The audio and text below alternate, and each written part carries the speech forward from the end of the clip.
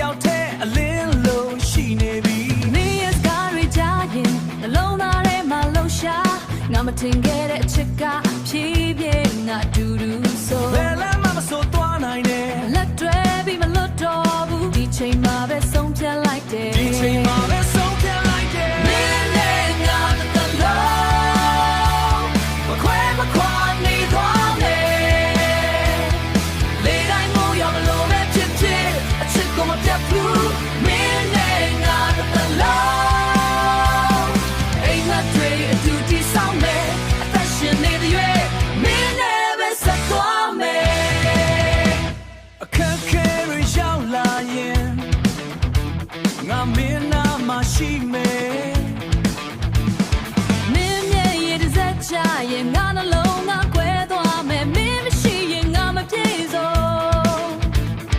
ဒီကဘာကအယံမလားမင်းလက်ကိုစုပ်ကိုင်ပြီးအနာဂတ်ကိုကြည့်ခြင်းတယ်